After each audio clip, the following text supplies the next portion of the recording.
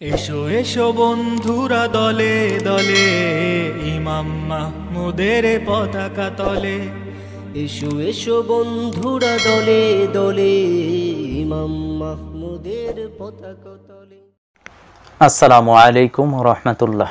আলহামদুলিল্লাহি রাব্বিল আলামিন ওয়াসসালাতু ওয়াসসালামু আলা রাসূলিহিল কারীম ওয়া আলা আলিহি ওয়া আসহাবিহি আজমাইন, আম্মা বা'দ।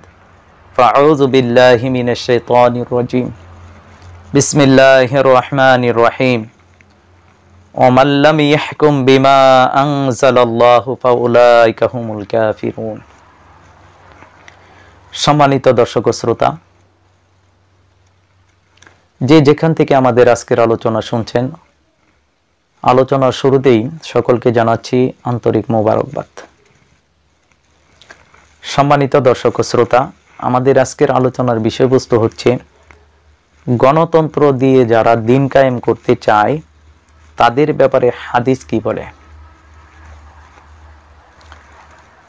আপনারা জানেন, দিন কায়েমের কথা অনেকেই বলে, খেলাফতের কথা বলে,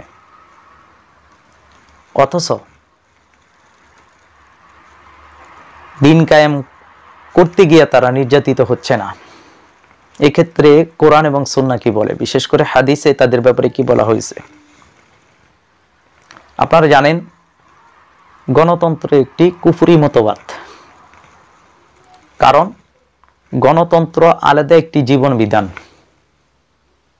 এই গণতন্ত্রের আবিষ্কারক হচ্ছে আব্রাহাম লিঙ্কন। এরিস্টটলের মতাদর্শে এই গণতন্ত্রর আবিষ্কার করা হয়েছে। এই গণতন্ত্রের মূল মন্ত্রই হচ্ছে for the people, by the people, of the people. জনগণের দ্বারা জনগণের শাসিত সরকার, জনগণের জন্য জনগণের দ্বারা জনগণের শাসিত সরকার। তো দেখেন, এই গণতন্ত্র সুস্পষ্ট একটি আলাদা জীবন বিধান, অথচ স্পষ্ট কোরআনুল কারীমে আসছে ইন্না দীনা ইনদাল্লাহিল ইসলাম। আল্লাহর কাছে একমাত্র গ্রহণযোগ্য ধর্ম হচ্ছে ইসলাম। আল্লাহ কোরআনের আরো এক জায়গায় বলছেন ওয়া ইয়াবতাগি গায়রাল ইসলামি দীনা ফালা ইউকবালা মিনহু ওয়া হুয়া ফিল আখিরাতি মিনাল খাসিরিন। যে ব্যক্তি ইসলাম ছাড়া অন্য কোনো কিছুকে জীবন বিধান হিসেবে গ্রহণ করে নিবে, তার কাছ থেকে সেটা গ্রহণ করা হবে না, সে আখিরাতে ক্ষতিগ্রস্তদের অন্তর্ভুক্ত হবে। পবিত্র কোরআনুল কারীমের সূরা মায়েদাতে আল্লাহ বলছেন আল ইয়াউমা আকমালতু লাকুম ওয়া আতমামতু আলাইকুম নি'মাতি ওয়া রাদিতু লাকুমুল ইসলাম দীনা। আল্লাহ বলছেন, আমি তোমাদের জন্য দিনকে পরিপূর্ণ করে দিলাম।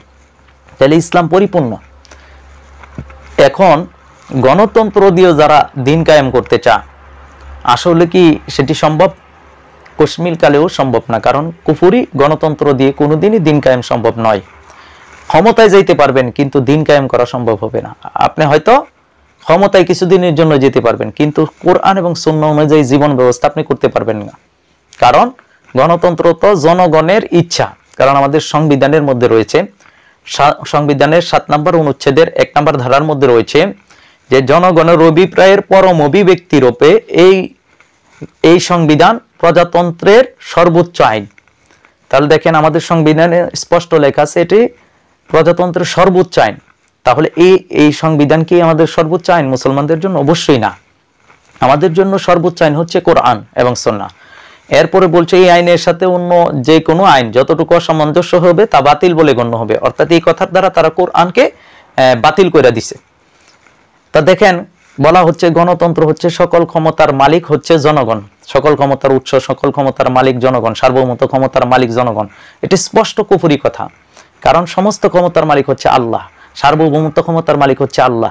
তাবারাকাল্লাযী বিয়াদিল মুলকু ওয়া হুয়া আলা কুল্লি শাইইন কাদির। কুলিল্লাহুম্মা মালিকাল মুলকি তুতিল মুলকা মান তাশা।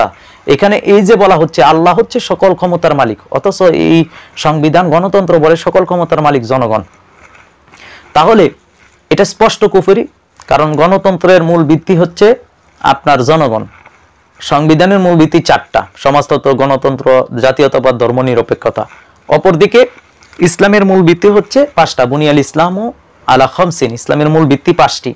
তো সর্বদিক দিয়েই কি আপনার গণতন্ত্র কুফরি, এইগুলো ব্যাখ্যা করতে গেলে অনেক সময়ের দরকার। যেহেতু আমাদের আলোচনার বিষয়বস্তু হচ্ছে গণতন্ত্র দিয়ে দিন কায়েম করতে চায়, তাদের ব্যাপারে হাদিস কি বলে? যারা গণতন্ত্র দিয়ে দিন কায়েম করতে চায়, এটা কি আসলে সম্ভব? অবশ্যই সম্ভব না। কারণ কুরআনুল কারীমের সূরা মায়েদা যদি আপনারা খুলে দেখেন, সূরা মায়েদা যেটা 5 নম্বর সূরা মায়েদার 44 নম্বর আয়াতের লাস্টের অংশে আল্লাহ সুবহানাহু ওয়া তাআলা বলছেন, ওয়ামান লাম ইয়াহকুম বিমা আনজালাল্লাহ ফাউলাইকা হুমুল কাফিরুন, যে আল্লাহর আইন দ্বারা বিচার ফয়সালা করে না সে কাফের। 45 নম্বর আয়াতের লাস্টে বলা হচ্ছে, ওয়ামান লাম ইয়াহকুম বিমা আনজালাল্লাহ ফাউলাইকা হুমুজ জালিমুন, যে আল্লাহর আইন দ্বারা বিচার ফয়সালা করে না সে জালেম।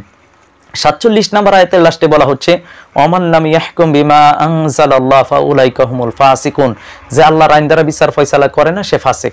তাহলে দেখেন এখানে আল্লাহ সুবহানাহু ওয়া তাআলা সূরা মায়েদার 3টি আয়াতে 3টা কথা বলছেন, যে আল্লাহর আইন দ্বারা বিচার ফয়সালা করে না সে কাফের, যে আল্লাহর আইন দ্বারা বিচার ফয়সালা করে না সে জালেম, যে আল্লাহর আইন দ্বারা বিচার ফয়সালা করে না সে ফাসিক। তা আল্লাহ যেই আল্লাহ জিকির করেন, যে আল্লাহকে মানেন, যে আল্লাহ আমাদের রব, সেই মহান রব আমাদের প্রভু পবিত্র কুরআনুল কারীমে বলছেন আল্লাহর আইন দ্বারা বিচার ফয়সালা যারা করে না, বিচার ফয়সালা যারা করে না তারা কাফের, তারা জালেম, তারা ফাসিক। সুতরাং আমরা কি বলবো? আমরা কি কোরআনের বাইরে গিয়ে বলতে পারবো? আজকে দেখবেন এই সত্য কথাগুলো অনেক আলেম আমাদের সামনে উপস্থাপন করে না, অথচ যারা কোরআনের সত্য কথাকে প্রকাশ করবে না, গোপন করবে, ইন্নাল্লাযীনা ইয়াকতুমুনা মা আনজালাল্লাহ, যে ব্যক্তি আল্লাহ যা নাযিল করছে তা যা গোপন করে এবং যারা এগুলোকে স্বল্প মূল্যে বিক্রি করে, উলাইকা মাইয়াকুলুনা ফি বুতুনিহিম ইল্লান নার, তারা যেন তাদের পেটে জাহান্নামের আগুনই ভর্তি করলো। হাসরের ময়দানে আল্লাহ তাদের সাথে কথা বলবেন না, তাদেরকে পরিশুদ্ধ করবেন না এবং তাদেরকে আল্লাহ সুবহানাহু ওয়া তাআলা ক্ষমা করবেন না, তাদের জন্য রয়েছে লাঞ্ছনাদায়ক শাস্তি। তা ইন্নাল্লাযীনা ইয়াকতুমুনা মা আনজালাল্লাহ, আল্লাহ যা নাজিল করছেন তা যারা গোপন করে, কিভাবে গোপন করে? যারা কোরআনের কিছু আয়াত বলে কিছু আয়াত বলে না, তারাই আল্লাহর কোরআনকে গোপন করতেছে। কারণ কোরআনের 6236টি আয়াতের প্রত্যেকটা আয়াতের উপরে আমাদেরকে বিশ্বাস করতে হবে, ইয়াকিন রাখতে হবে, বিশ্বাস করতে হবে এবং সেগুলো মানুষের সামনে প্রকাশ করতে হবে। তো আমি আমার সুবিধা অনুযায়ী কথাগুলোকে প্রকাশ করলাম, যেগুলো বললে আমার কোনো সমস্যা হবে না, মাহফিলের সমস্যা হবে না, আমার চাকরির সমস্যা হবে না, সেই কথাগুলো বললাম। যেগুলো বলতে গেলে আমার উপর নির্যাতন আসার সম্ভাবনা আছে, সেই কোরআনের কথাগুলো আমি বললাম না। তাহলে কি আমি কোরআনকে গোপন করলাম না? তাহলে কি আমার আল্লাহর আয়াতকে গোপন করলাম না? অবশ্যই গোপন করলো। কারণ দেখেন কয়জন আলেম আমাদের সামনে এই কথাগুলো বলেন যে যারা আল্লাহর আইন দ্বারা বিচার ফয়সালা করে না তারা কাফের। এটা তো কোরআনের আয়াত। খুলে দেখেন সূরা মায়েদার 44, 45, 47 নম্বর আয়াত। আল্লাহ সুবহানাহু ওয়া তাআলা বলছেন যারা আল্লাহর আইন দ্বারা বিচার ফয়সালা করে না তারা কাফের, তারা জালেম, তারা ফাসিক।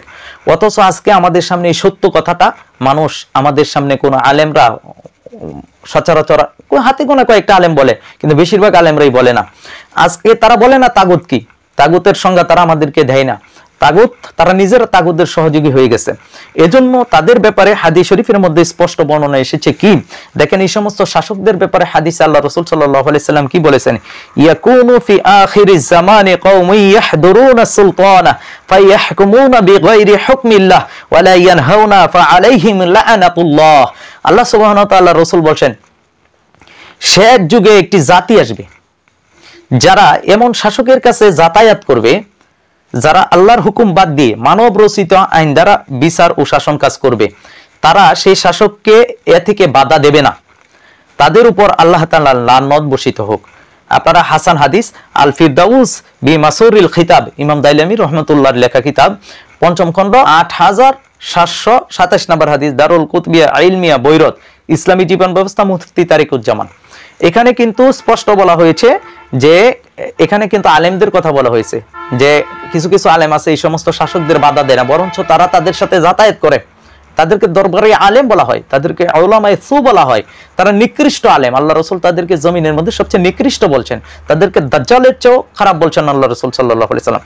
দেখেন আরেকটা হাদিসে মুয়াজ ইবনে জাবাল রাদিয়াল্লাহু তাআলা আনহু থেকে আল্লাহ রাসূল সাল্লাল্লাহু আলাইহি সাল্লাম কি বলেছেন, আলা সাবধান, হরফে তানবী, ইন্নাহু সায়াকুনু উমারাউ ইয়াকদুনা লাকুম ফাইন আতাতুমুহুম আদাল্লুকুম ওয়া ইন আসাইতুমুহুম কাতালুকুম। আল্লাহ রাসূল সাল্লাল্লাহু আলাইহি সাল্লাম বলছেন সাবধান, অচিরেই এমন কিছু শাসক আসবে যারা তোমাদের উপর বিচার কার্য পরিচালনা করবে তাদের আইন দিয়ে। তোমরা যদি তাদের আনুগত্য করো তাহলে তারা তোমাদের পথভ্রষ্ট করে দিবে, আর যদি তাদের বিরোধিতা করো তাহলে তারা তোমাদেরকে হত্যা করবে।